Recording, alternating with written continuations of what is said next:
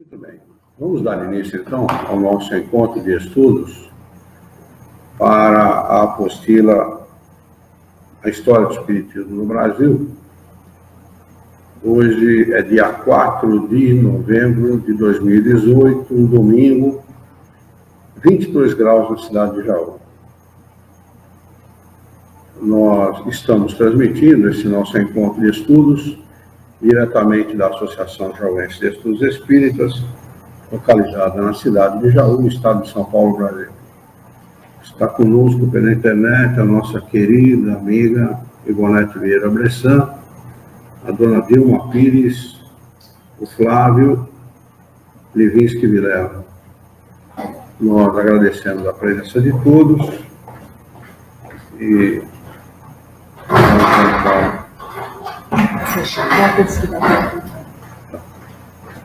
vamos então dar sequência àquilo que nós estávamos estudando. Depois da crítica de Kardec, ou da matéria que Kardec coloca na Revista Espírita, os seguidores de Rostand vão tentar explicar a posição deles a respeito do corpo fluídico de Jesus. Eles seguem dizendo o seguinte: disponham-se agora os nossos leitores a seguir com atenção constante tudo o que dizemos em nome dos Espíritos reveladores.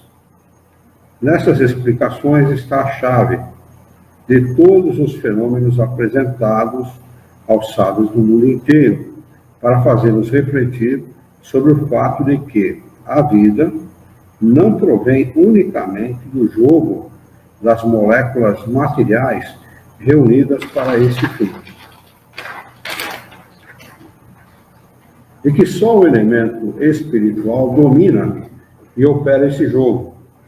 E que só o elemento modela à vontade as moléculas, por processos que somos chamados a conhecer.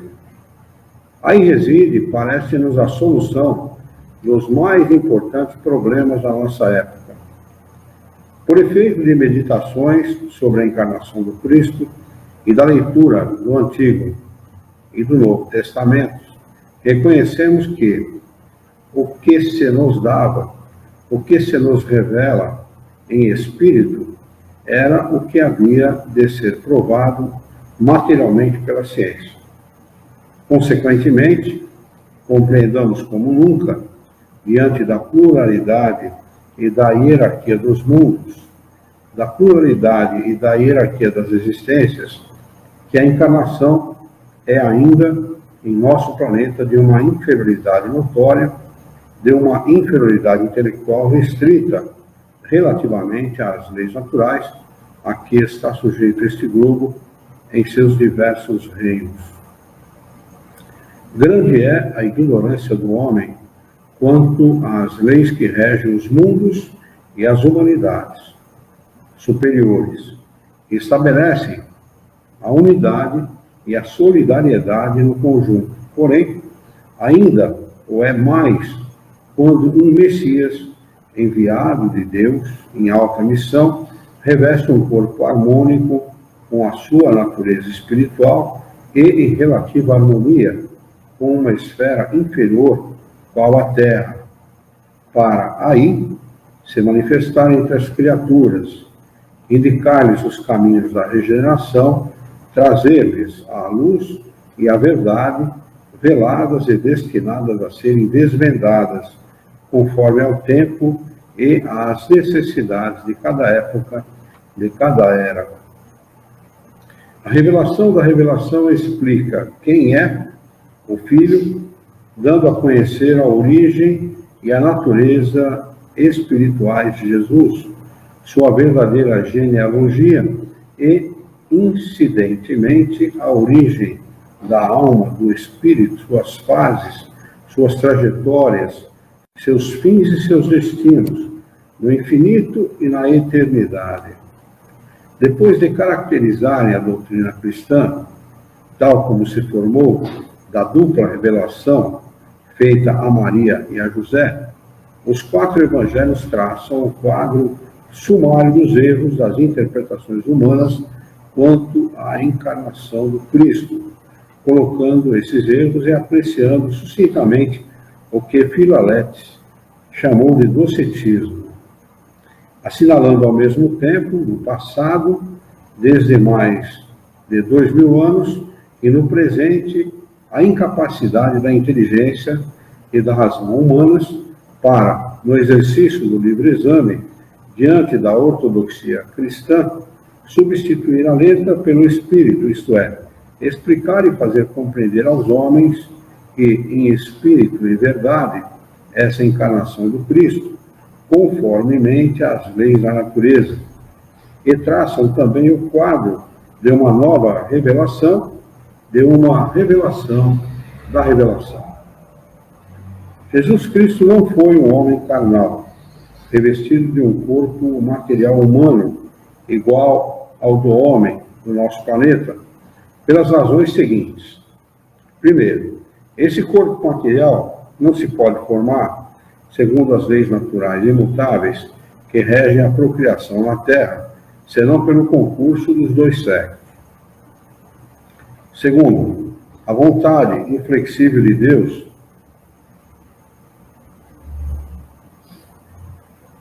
jamais derroga as leis da natureza, imutáveis como essa vontade, da qual elas emanam desde toda a eternidade.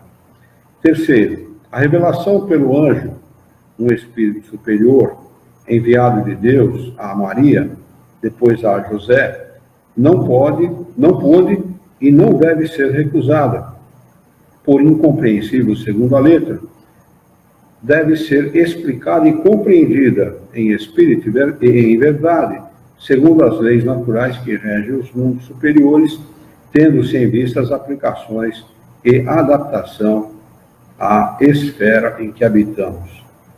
Quarto, o corpo que Jesus tomou, a fim de aparecer entre os homens e desempenhar a sua missão terrena, não foi fruto da concepção humana. Formou-se por uma operação estranha à geração do homem e sem o concurso dos dois sexos, por uma operação extra-humana. Revestida pela necessidade dos tempos, pelo estado das inteligências, pelas exigências dos preconceitos e tradições, da capa do mistério, envolta no véu da letra, uma e outra, encobrindo e ocultando o sentido das palavras do anjo. Esse fato se destina a atender ao presente e a preparar o futuro, trazendo consigo pelo Espírito a base e os elementos da revelação por vindoura do Espírito da verdade. E quinto, o que de Maria nasceu, se formou por obra do Espírito Santo. Consequentemente, a concepção de Maria Virgem, assim como a sua gravidez e o seu parto, não podiam ser e não foram reais, pois que, se reais tivessem sido, estaríamos na presença de um fato contrário às leis naturais, que presidem a geração dos corpos no seio da humanidade terrena. Sexto, desde que, forçosamente, a concepção, a gravidez e o parto da Virgem foram apenas aparentes, por um fenômeno espírita que se produziu inteiramente de acordo com as leis da natureza. O mais interessante é que ele dá 6 razões aqui pelas quais o corpo de Jesus teria sido um corpo fluído. Explica e não explica absolutamente nada. Diferentemente daquilo que a gente observa na obra de Kardec, de que os espíritos, quando explicam uma coisa, não deixam dúvida e não deixam motivos para ambiguidade no texto, ou seja, você não tem como interpretar de duas maneiras. Num contexto ditado pelos espíritos superiores é ambíguo. Aqui todos eles são. Né? Não dá nenhuma razão concreta, assim, né? Uma explicação lógica que seja. Nenhuma. Né? E ele segue. Jesus Cristo não foi um homem carnal, revestido de um corpo material humano, qual o do homem terreno, sujeito como esse à morte. Não, ele não morreu efetivamente no Gólgota, nem ressuscitou no sentido que damos a essa palavra, isto é, pela volta do espírito a um cadáver humano. Por isso que a vontade imutável de Deus nunca derroga as leis naturais que regulam a vida e a morte do homem planetário, leis que não permitem que o espírito tenha entrada num cadáver que se una à podridão, ele restitua a vida. A revelação da revelação dá a conhecer aos homens quem é, em espírito e em verdade, o Espírito Santo, qual a operação que por ele realizada produziu, segundo as leis imutáveis da natureza, a concepção, a gravidez e o parto da Virgem Maria, quais a natureza e o caráter dessa operação. Ela mostra que, por Espírito Santo, se deve entender as legiões dos Espíritos do Senhor, na ordem hierárquica em que se agrupam órgãos de suas inspirações, ministros ou executores de suas vontades. Os Espíritos provam que a concepção, a gravidez e o parto de Maria foram só aparentes, que para aquela concepção que nada concorreu à ação humana, ela foi meramente obra dos Espíritos do Senhor, obra puramente espírita. E assim deve ser, porquanto as materializações de espíritos se produzem indiferentemente, tanto com o médium mulher, como com a mediunidade de um homem.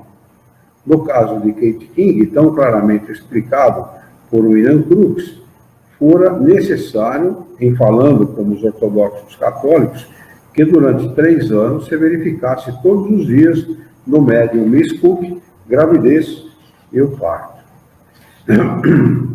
Ora, sem esse médium, não havia aparição de Kate King. A completa prostração do corpo do médium e o estado de transe que caía, essa é a designação que os anglo-americanos dão ao fenômeno, segundo, para nós, a magnetização espiritual operada pelos espíritos que produz a prostração. Quer dizer, ele está dizendo que os anglo-americanos dão essa designação, mas a prostração acontece, ela ocorre. O médium não fica, e não existe nenhum médium que não fique prostrado, né, durante o fenômeno de materialização. Né? Talvez, eu não sei aqui, me dá a impressão que ele esteja tentando desqualificar essa ideia de prostração, e que talvez Jesus ele se materializasse sem a prostração do médium. Não é a impressão que dá? Ele diz aqui, olha, a completa prostração do corpo do médium e o estado de transe que caía, abre parênteses, essa designação que os anglo-americanos dão ao fenômeno, segundo para nós a magnetização espiritual operada pelos espíritos, que produz a prostração. Quer dizer, os espíritos operam o fenômeno, mas o médium não precisa ficar prostrado.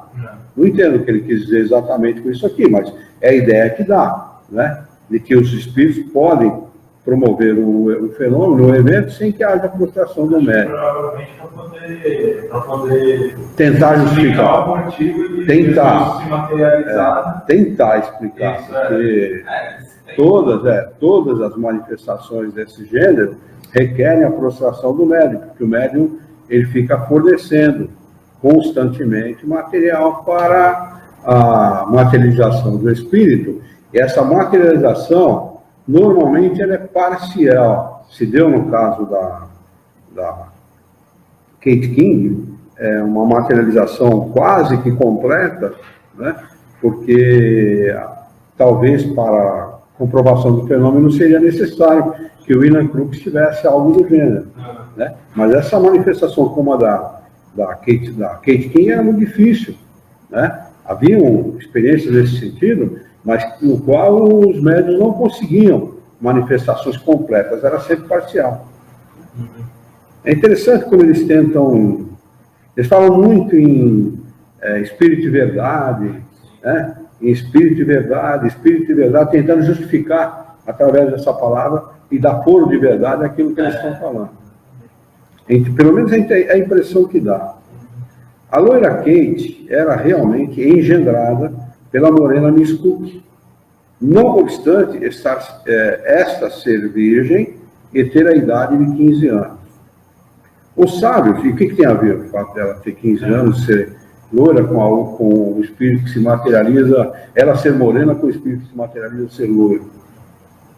Não vejo nenhuma relação nesse fato, porque o médium pode perfeitamente ter uma vida normal, ter filhos, ser casado e promover o fenômeno sem problema nenhum. Os sábios já muitas vezes não comprovado que os médiuns de ambos os sexos, aptos à produção dessa ordem tão interessante de manifestações espíritas, perdem uma parte do seu peso, não raro a metade, e algumas vezes mesmo 2/3. E que essa perda de peso se vai acentuando à medida que o espírito se afasta do médium. No dizer dos espíritos que assim se materializam, eles assimilam os fluidos do meio ambiente em que aparecem, fornecendo-lhes as coisas e as pessoas presentes um contingente de moléculas, consequentemente de forças.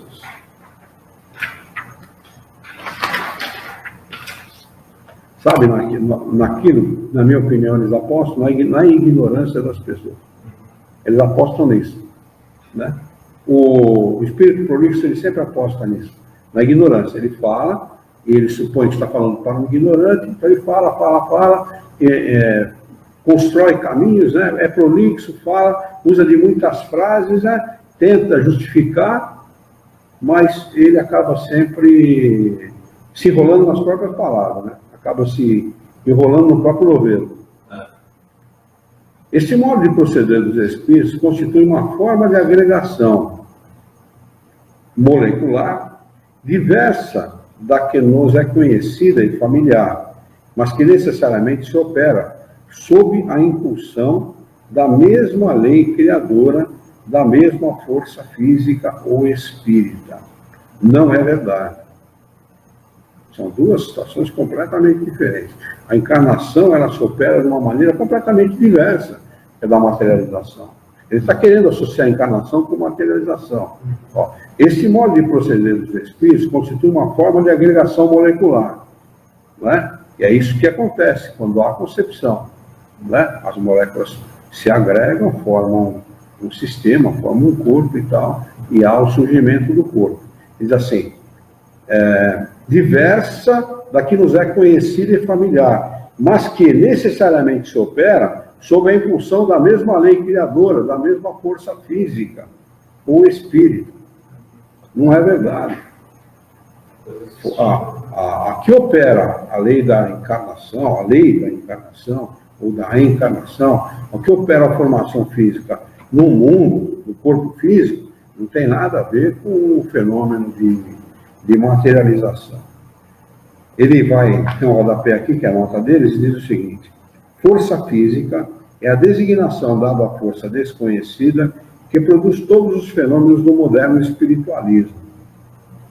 E não é esse o nome que os espíritos superiores deram para Kardec. Os sábios que inventaram e empregaram essas expressões não podiam a priori declarar que a existência dos espíritos era um fato. Procuraram por isso abrigar-se à sombra da força física, espécie de força espiritual indeterminada. A linguagem acadêmica usa sempre de uma palavra nova quando se refere a uma novidade submetida à investigação científica. Aí eles arrematam: nós não conhecemos tudo. Esta é uma proposição cujo acerto, com o auxílio dos fatos, dos princípios científicos, nos provam a todos os instantes. Foi o que J.B. Mustang determinou com precisão, mediante a revelação da revelação, que os seus adversários consideram e chamaram de hipótese espiritualista. Sabe quem são os adversários? Kardec. Não tinha os, era o. Estava ele com a verdade? O que fica dito, bem o prova.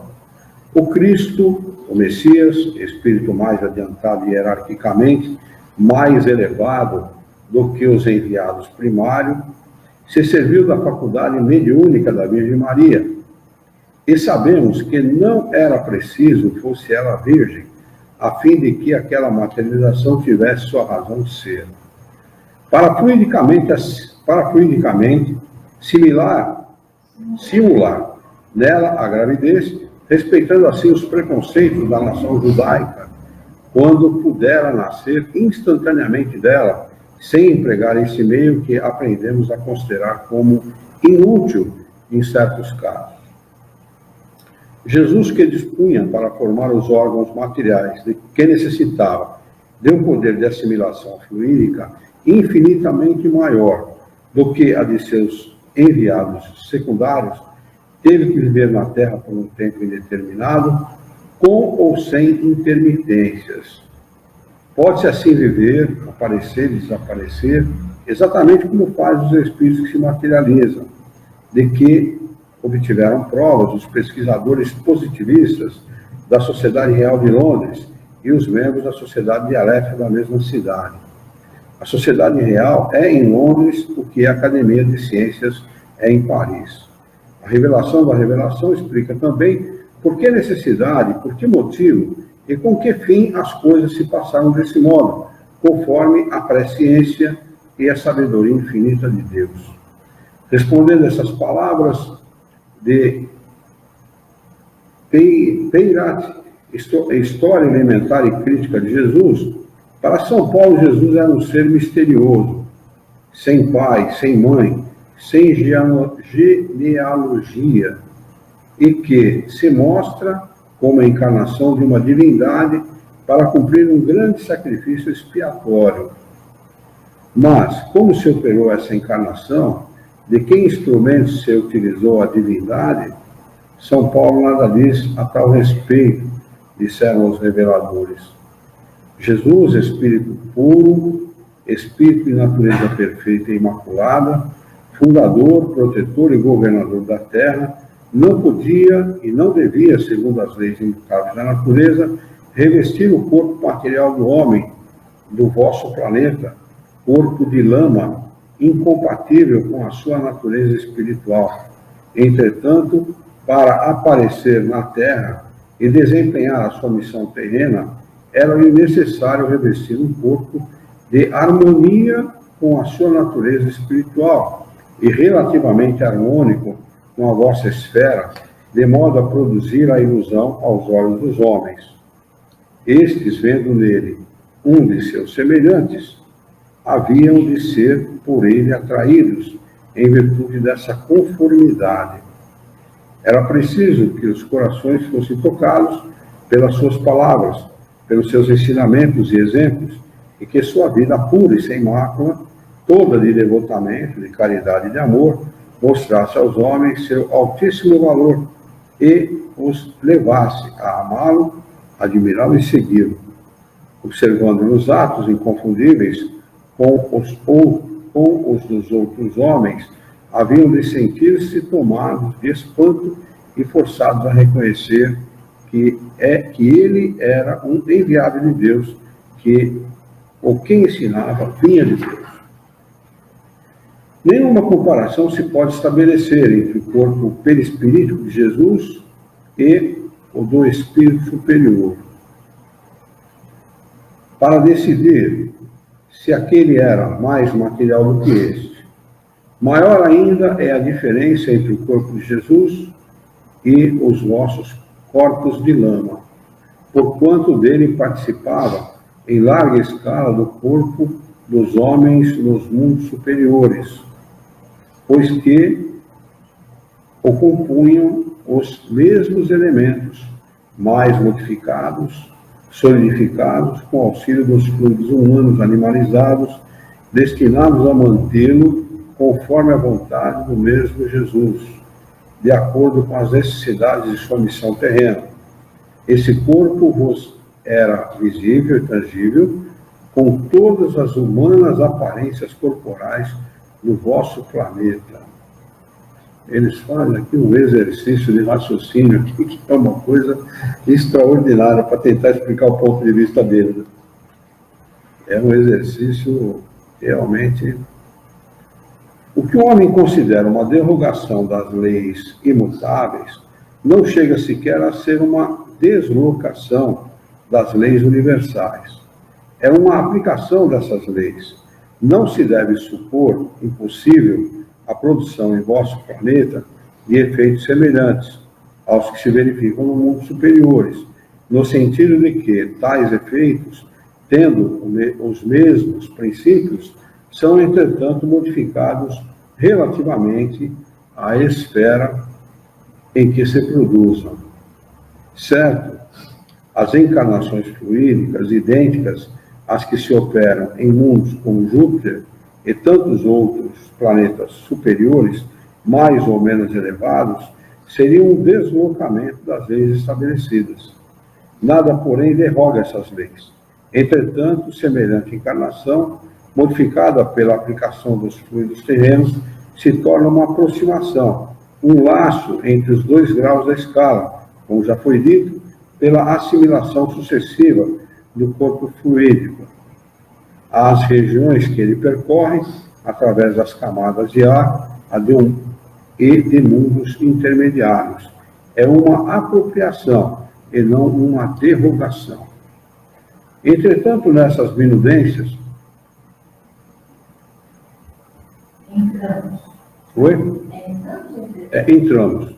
Entramos nessas minudências com o fim de desfazer todos os escrúpulos, de afastar todas as ideias preconcebidas. Não nos merece, porém, censura a desconfiança que hão de inspirar essas palavras, ainda não ouvidas pelos homens. Desejamos tranquilizar aqueles a quem elas inquietam. O corpo de que vínhamos falando aure os meios de vida e de nutrição, como o perispírito de cuja natureza ele participa. Nos fluidos ambientes, que lhe são apropriados e necessários, fluidos que assimila e que bastam à manutenção de seus princípios constitutivos. Aqui tem um rodapé, que é deles também, que diz o seguinte: em Charmes, França, existe uma moça com quem já a revista espírita se ocupou, que vive sem comer nem beber há mais de 10 anos. Não obstante, trabalha com certa amorosidade, mas continuamente. Os doutores parisienses a tiveram por muito tempo em suas enfermarias, no hospital, vigiada dia e noite, e durante um ano ela não ingeriu o que quer que fosse. Do que vivia? Onde hauria a alimentação para o sangue? Não está a explicação procurada? Jesus, como a moça de Charmes, não podia, melhor do que ela, no meio ambiente, não podia melhor do que ela nos meios ambientes, os fluidos necessários à sua vida terrena toda especial. Mas ela era encarnada e ele não tinha corpo de carne. Como é que é essa história, né?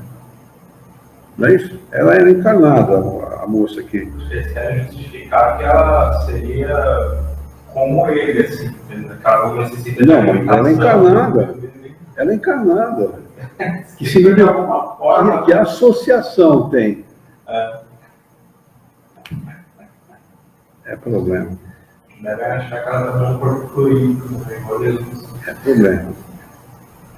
A resposta dos reveladores a esta questão: como se operava o desaparecimento de Jesus quando o supunham orando no deserto ou no monte, e o seu reaparecimento entre os homens?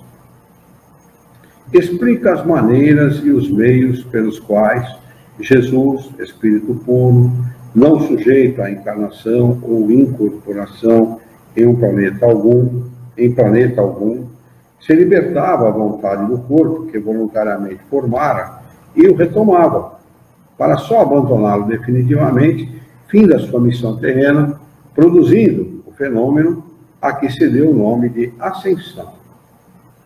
Por ocasião da sua morte, aos olhos dos homens, deixou ele na cruz um envoltório material. Tendo sido suspensa a vida orgânica, O corpo fluídico tangível de que usava conservou todas as aparências da morte do homem do nosso planeta, constituindo uma realidade sui generis, única, né? Em virtude da encarnação especial de que temos tratado. Os 4 evangelhos referem também que o corpo do Cristo desapareceu do sepulcro, estando esse selado e sob a guarda dos soldados romanos, e falam do seu reaparecimento, a ressurreição, e das aparições às mulheres e aos discípulos. Para fazer que o corpo desaparecesse do sepulcro, Jesus o chamou a si no espaço, privando-o da tangibilidade, mas conservando-lhe os princípios constitutivos, prontos a se reunirem quando ele o quisesse. Para reaparecer, dando lugar ao que se chamou a sua ressurreição, tomou o além do corpo, que, aos olhos dos homens, representava a sua vida, que, como ele próprio proclamara, lhe era dado tomar e deixar à vontade. A esse corpo imprimiu, para as diversas aparições que se verificaram, com ou sem tangibilidade, conforme as circunstâncias ou as necessidades de sua missão terrena, as aparências precisas para servir ao presente e preparar o futuro. Tem um novo rodapé, que diz o seguinte: esse fenômeno é em tudo semelhante ao que foi descrito por William Crookes, do aparecimento tangível de Kate King, e do seu desaparecimento pela desagregação quase instantânea do corpo com que se apresentava e no qual circulava exuberante vida. Esse fato, verificado por verdadeiros sábios, prova que os adversários do Sr. Mustang condenaram a priori e que, com mais acerto, teriam procedido se houvessem guardado um prudente silêncio. O critério infalível e pessoal não pudera prever tudo. Esse o seu defeito capital. Direto para Kardec. Está vendo, francesinha? Você não sabe nada, né? Na realidade, isso é uma tentativa de minorar a importância da doutrina, né? Olha, ele fala uma coisa, Kardec está ensinando uma coisa, está dizendo que isso é dos espíritos superiores, mas não é. Isso aqui que é verdade, tá vendo? Então ele não sabe tudo. E nós é que sabemos. Naquela época, com certeza, né? Como o espiritismo era muito novo ainda, todas as pessoas provavelmente antes eram católicas, né? Na França sim, né? Na França a maioria era católica. Então, como eles Poucos eram... como é que chama? Meu Deus, esqueci o nome agora. Do Calvino. Do Calvino e do protestantes. Poucos eram protestantes. Então, como eles viram nessa obra de Mustang assim, muita semelhança, né, com as coisas do catolicismo. Eu acho, pelo que eu tenho informação, na época não se deu importância nenhuma para essa obra. Essa obra foi ganhar importância aqui no Brasil. Simplesmente descartaram. Mesmo no meio espírita, principalmente, se descartou. Acho que o único que deu importância para essa obra e disse para o pessoal, ó, a gente pode aprender muita coisa com isso, embora fizesse crítica a quantidade do conteúdo da obra, que ela podia ser reduzida e tal, e a afirmação deles de que o corpo de Jesus era político foi Kardec. Acho que, fora isso, não teve mais nenhuma importância. Não teve mais importância do que isso. Foi ganhar importância aqui. Porque a força do catolicismo aqui no Brasil sempre foi muito grande. Sempre foi. Ele diz: Jesus abandonou definitivamente seu corpo fluídico quando se realizou a sua chamada ascensão, restituindo as regiões onde os tomara os fluidos, que eram os elementos e os princípios constitutivos desse mesmo corpo, apto a uma longa tangibilidade. Quer dizer, pelo que ele está falando aqui, o que constituía o corpo de Jesus não era o mesmo material que constituía o nosso corpo. Não era desse planeta. É o que ele está dizendo aqui. Como é que pode? Não é possível, porque todos os espíritos, indistintamente, mesmo aqueles que não vão reencarnar, principalmente aqueles que adentram o planeta, eles são obrigados a trocar o perispírito com os elementos constitutivos do planeta para poderem agir no planeta. Hã? Com os elementos constitutivos do planeta. Os mesmos elementos constitutivos, senão eles não agem. Eles têm que agir em conformidade com aquilo que constitui o planeta. E cada planeta que se entra, mesmo nós, durante o sono no corpo físico, vai visitar algum planeta, você troca o seu perispírito, coloca o seu perispírito lá com os elementos constitutivos daquele planeta que você vai visitar. Senão você não consegue agir como espírito naquele planeta.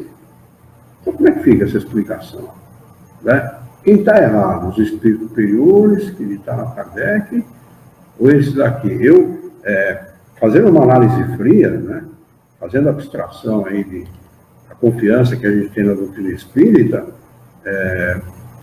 eles fazem muito malabarismo com o pensamento para tentar explicar o posicionamento deles.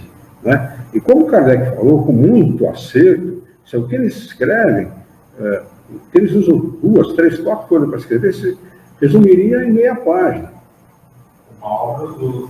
Né? E os espíritos alertam, cuidado com aqueles que são muito prolixos. Eles falam muito e ensinam pouco. Principal característica do espírito superior: falar pouco e ensinar muito, é o contrário.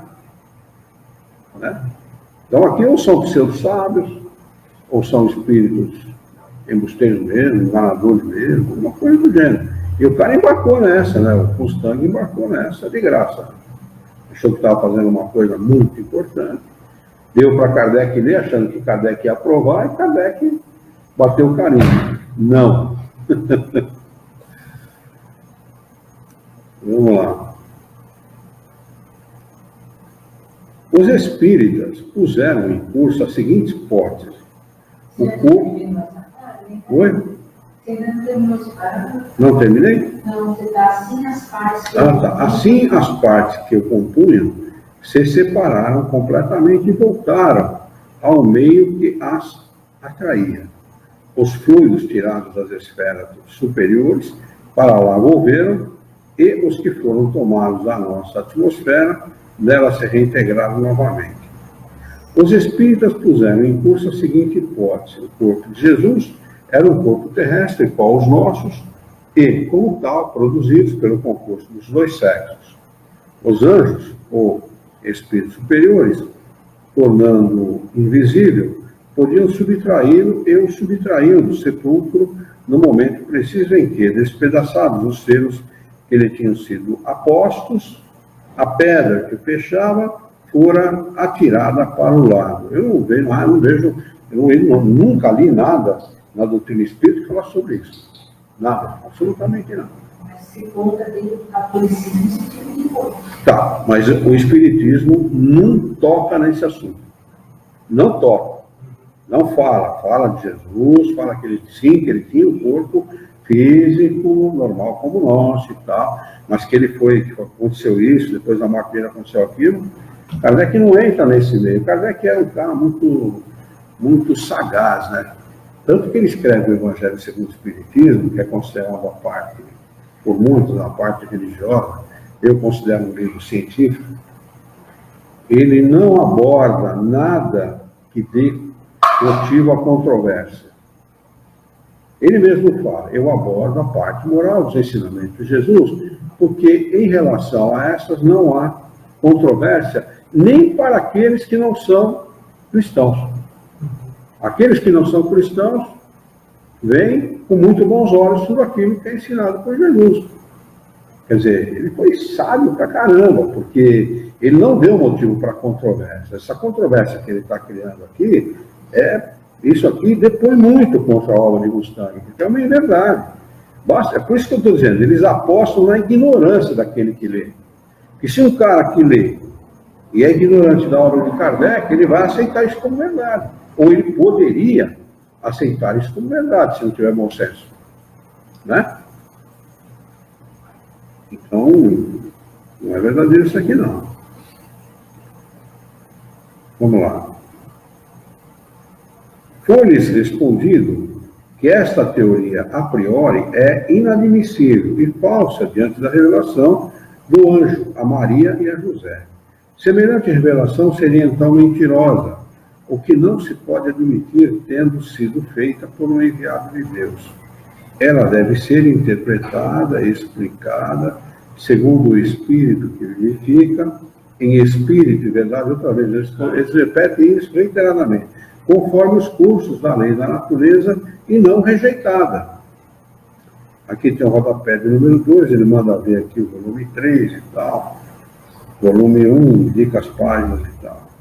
Revestindo um corpo apropriado a certos mundos elevados, Jesus tomava uma carne verdadeira, mas relativa, pois, como disse o apóstolo Paulo, primeira epístola aos Coríntios, versículo 39, 40, 41, 44, 45 e 47, proferindo palavras cujo sentido exato ele próprio não compreendia, palavras ditas para o futuro sob o ponto de vista da explicação que haviam de ter nos tempos vindouros e afastados da nova revelação.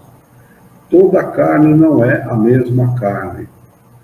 Assim, uma carne é a carne dos homens, outra a dos quadrúpedes, outra a dos pássaros, outra a dos peixes, assim também outra é a carne dos homens de certos mundos elevados.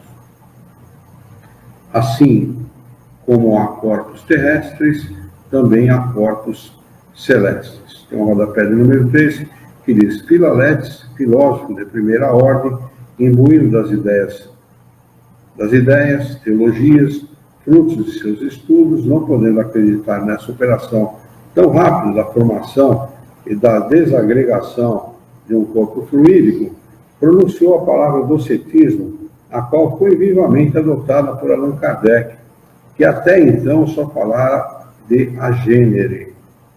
Os leitores deste último, Kardec, englobando as duas qualificações errôneas, disseram: nesse caso, os sofrimentos de Maria, bem como os do Cristo, foram mentirosos. A esses espíritas era indispensável Jesus sangrento, choroso, gemeabundo, andrajoso e ofegante. Há 2000 anos, o populacho e os crentes tudo sacrificam para gozar desse espetáculo fictício e legendário, mas que para uns e outros é real. O Cristo, natureza superior, não podia sofrer segundo o nosso modo de entender material e terra-terra. Eis o que daqui por diante devemos aceitar como verdade. Devemos aceitar como verdade. Não é proposta. Não é proposta. É aceita e fique quieto. É isso aí.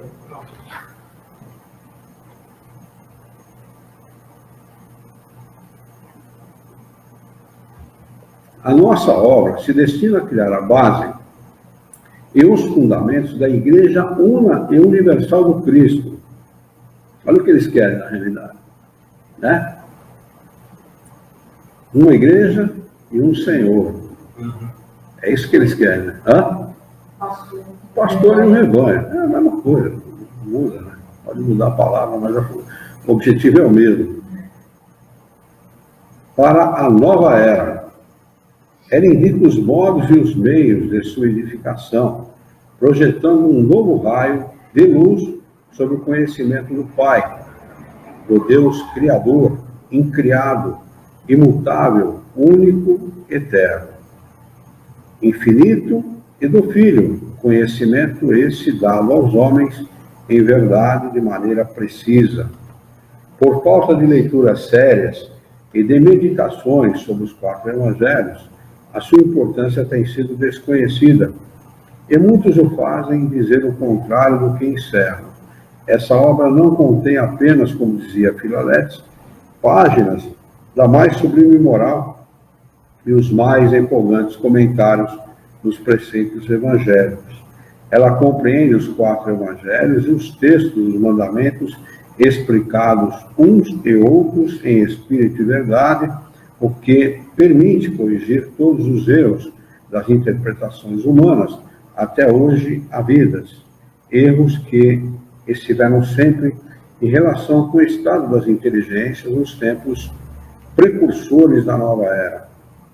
Os 4 evangelhos põem a descoberto o que estava oculto, dão a conhecer o que era secreto, mal compreendido e inexplicado sobre o véu da letra, quanto ao Pai, quanto ao Cristo, quanto à sua origem, natureza espiritual e personalidade misteriosa até os nossos dias, quanto à sua missão espiritual e à sua missão terrena.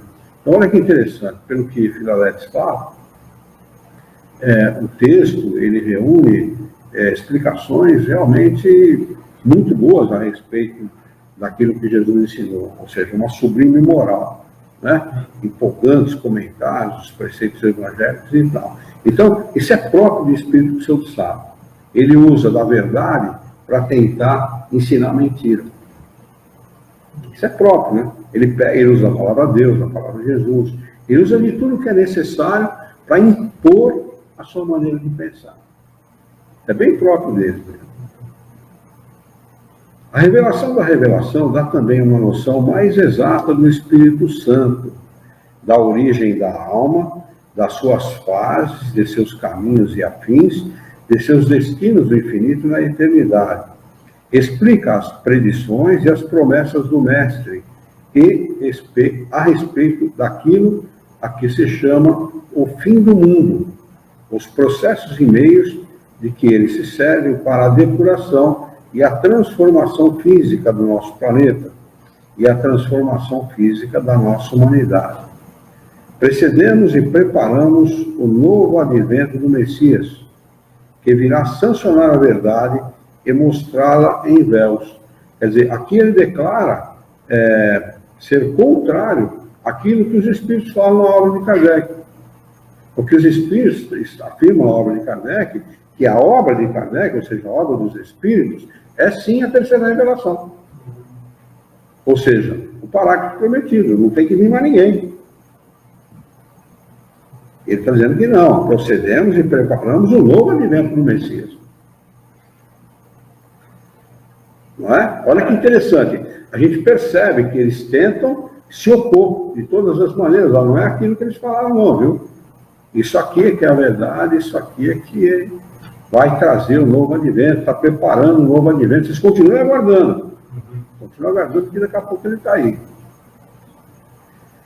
Esta obra oferece aos homens atuais o que eles podem receber e suportar na medida das forças que já adquiriram e que ainda adquirirão. É o primeiro plano da obra do Espírito da Verdade, preparatória da nova era, cujo início ele marca com o auxílio de revelações ainda desconhecidas da maior parte dos encarnados. Sim, é a fase teológica que se abre a fim de preparar pela vinda de futuros missionários, instrumentos e órgãos do Espírito da Verdade, a desejada fusão das seitas religiosas. Coloquei em negrito aqui para chamar a atenção. Quer dizer, realmente, né? Uma igreja e um pastor e uma igreja. Catolicismo, protestantismo, budismo, judaísmo, brahmanismo, maometismo, religião selvagem das tribos. Como é que você concilia isso? Como é que você concilia o maometismo com as outras? Não tem como. Primeiro que o cara nem profeta era.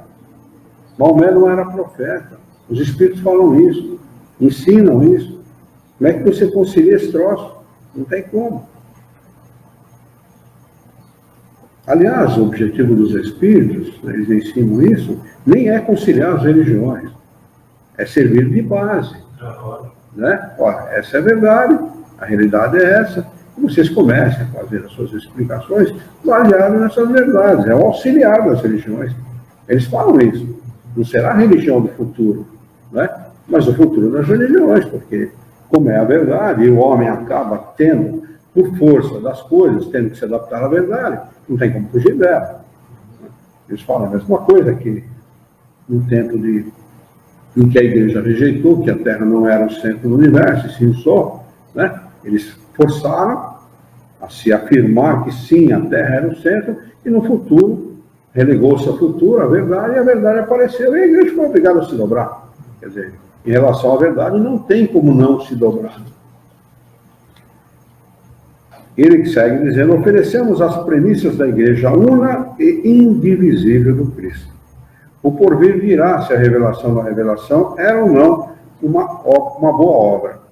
A propósito deste livro, muitas contradições aparecerão, mas estamos certos de que, quando a questão religiosa for posta na ordem do dia em nossa terra, o que ele contém triunfará da luta, e as verdades por ele enunciadas e proclamadas permanecerão de pé sobre essa nova Babel que vai surgir. Em meio das controvérsias humanas, elas hão de auxiliar a destruição dos erros e dos sofismas. Sofisma significa argumento ardiloso, aparentemente correto, que pretende induzir ao erro. A quem ele está se referindo como sofisma, né? De que temos sido escravos desde a era cristã, assinado J.B. Rustam. Quando ele escreveu, o Kardec estava no Paulismo, né? Ele estava preparando o livro dos médiuns, 62, né? O livro dos médiuns foi 62, né? Não tinha. Não.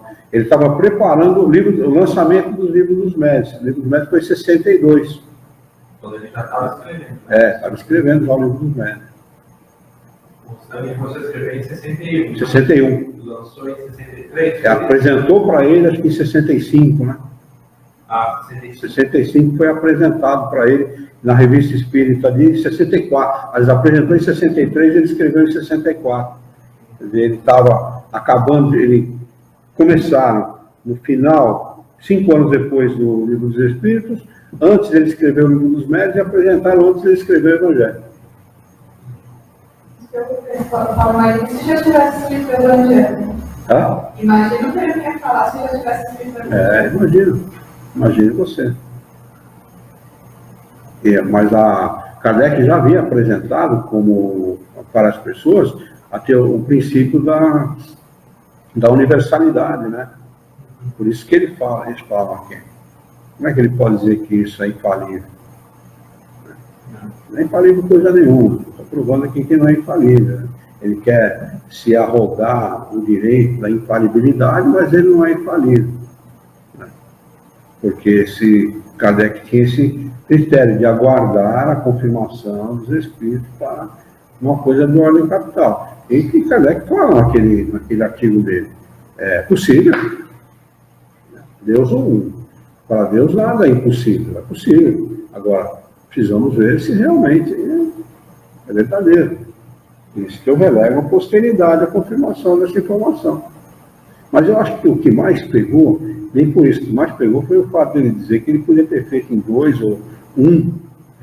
Acho que isso. Isso é o que mais pegou.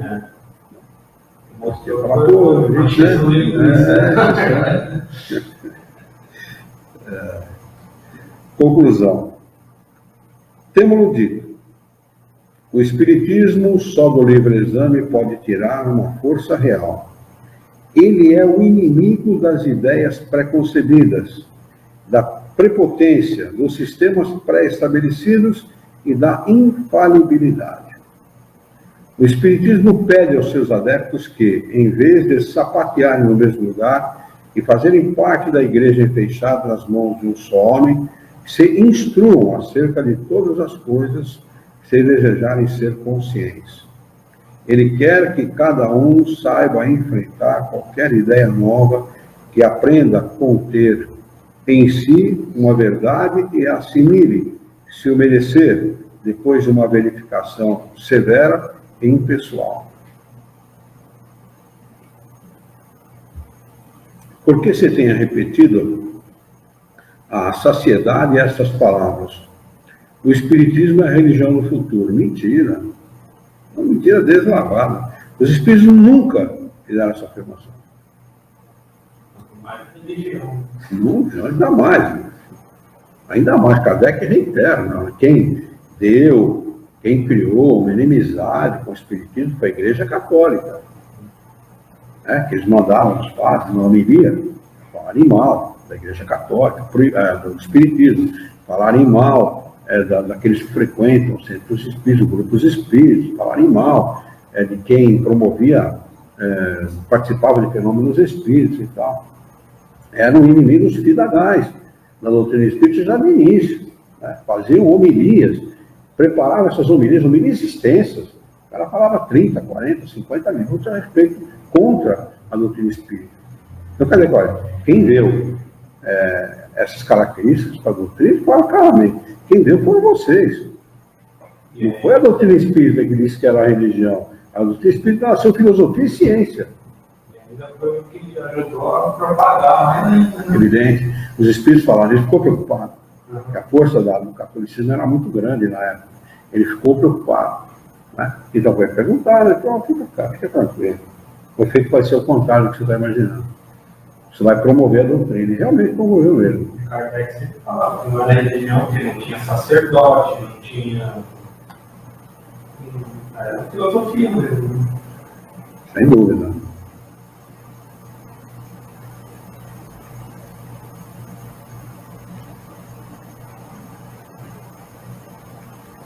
Por que se tenha repetido? Já lemos isso aqui, né?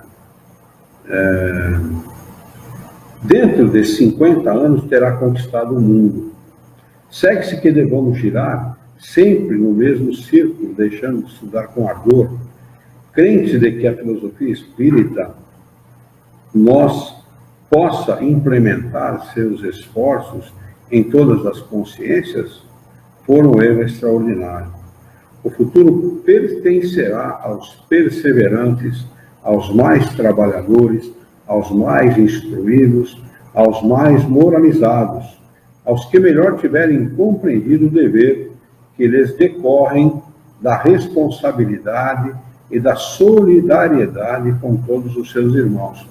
Agora eu chamo a atenção para uma coisa. Como pode alguém ligado à Federação Espírita Brasileira editar uma coisa como essa? É incrível, né?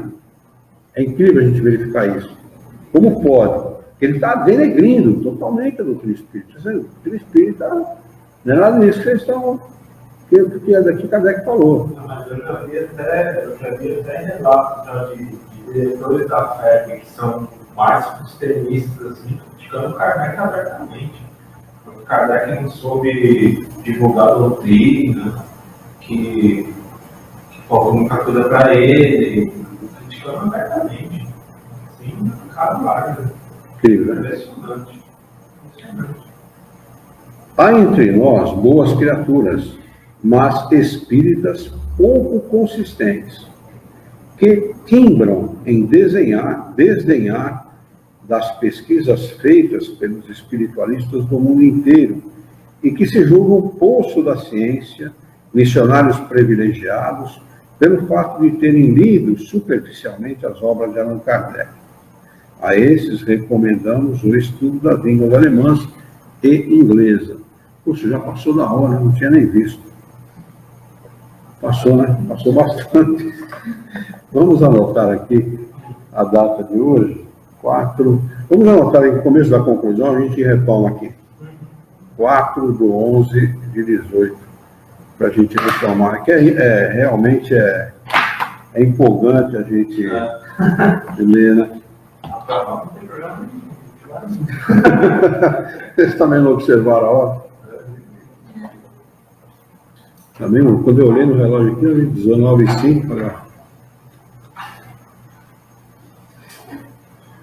É impressionante. Eu fico realmente... Aí você começa a entender por que o movimento espírita é do jeito que é. Esses livros de Bustang, eles chegaram junto com os de Kardec aqui no Brasil? Não, foi traduzido só em 1920. Os livros de Kardec chegou em 1870, aproximadamente. 1870 e pouco, mais ou menos, que eles foram traduzidos para o português, né? Chegou em francês, depois começaram a traduzir e tal, e traduziram para o português. Mas chegou bem depois. É claro que você percebe a interferência, né? Muita gente da Federação Espírita Brasileira era ligada à Igreja Católica, no caso do próprio médico, né? O Dr. Ligeira de Menezes, que é uma excelente pessoa, mas ele era ligado não só à Igreja Católica, como à política. Né? E ele, muitas vezes, prensaram ele, entendeu? Querendo que ele tomasse uma posição, ou é católico ou é espírita. E ele dá uma declaração empolgada de que ele não podia negar o espiritismo, nem os eventos espíritas, nem a reencarnação, que não era possível negar isso. Então ele era, sim, espírita, convicto e tal. Né? É um cara que realmente tem é muito representativo nesse aspecto, mas pecou muito. Na época dele, por exemplo, pecou no sentido de tomar decisões equivocadas. Né? Na época dele, a presidência da FEB era vitalícia. Ele não foi o primeiro presidente? Não, acho que foi. Se não foi o primeiro, foi o segundo, uma coisa assim. Ou o terceiro, uma coisa assim. Então, são os primeiros. Parece que ele foi, ele saiu, depois voltou de novo. Né? Era vitalícia, quer dizer, vitalícia só papa, né? Vitalícia é papa, pô. E assim, reuniões mediúnicas, assim, em muitos lugares, assim, em outros centros, assim, é bem atuante, assim. Muita gente fala, porque é um nome eminente, né? Então as pessoas gostam que os espíritos que cuidem das carnes, diretores espirituais, sejam espíritos eminentes. Vaidade pura.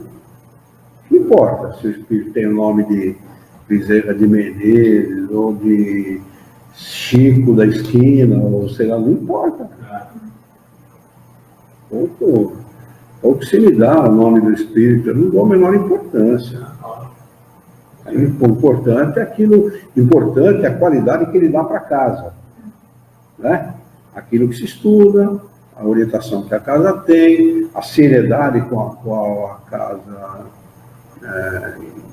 encara a doutrina dos espíritos, a regularidade dos seus trabalhos, né? O que ela faz com tudo aquilo que a doutrina espírita oferece, isso aqui é o que realmente importa. A casa espírita não tem importância pelo nome do espírito guia que a conduz, ou pela quantidade de pessoas que a frequentam, ou pelo tamanho físico dela. Né? Vê certos espíritos aí suntuosos. A 3 de outubro, por exemplo, o prédio tem 4 andares. E você lembra você conheceu o prédio? Chegou a frequentar? Porque começou na frente, não tem uma casa na frente? Quando eu frequentei na rua Florencio de Abreu. Quando era na Florencio de Abreu. Depois eles compraram na Lapa e foram para Lapa. Quando eles foram para Lapa, não tinha aquele prédio no fundo. Era na casa da frente que era feito os trabalhos. Sabe? Então eu comecei, quando nós fomos para lá, comecei frequentando lá. Depois aquele prédio no fundo foi feito por uma pessoa que acabou até se tornando o presidente da casa, Sotir Tony Neto. Ele que fez ele ajudou muito, com muito material, ele era dono de uma casa de material de construção, ele ajudou muito. E saindo, você vai lembrar, aqui está o prédio, frente do prédio, a saída por aqui, aqui do lado, quem olha de frente, do lado esquerdo. E se você lembrar, você vai ver que à direita tem um muro que dá para a parte de trás de uma casa. É um terreno enorme, deve ter 15 por 20 de fundo, alguma coisa, terreno enorme, que dá transversal ao terreno da 3 de outubro. A pessoa desencarnou e deixou aquele terreno para 3 de outubro. Então, a coisa vai inchando do ponto de vista material e às vezes a casa vai perdendo qualidade doutrinária. que a casa está na mão de uma pessoa que não tem qualidade doutrinária nenhuma. Pelo contrário, permitiu a infiltração de pessoas vaidosas que acabaram escrevendo apostilas e inserindo nas apostilas um monte de coisa errada. Lembra que nós tivemos lá aquela vez? Nós tivemos uma palestra do seu Milton lá. Chegou que fez a palestra, ele falou, eu vou fazer uma palestra amanhã na 3 de outubro. Então nós estávamos lá, nós vamos assistir. Pegamos em casa e levamos para lá, acabamos assistindo. Bom, no final da palestra deu uma diarreia nele. Você não acredita. Seu Milton. Deu uma diarreia que você não acredita.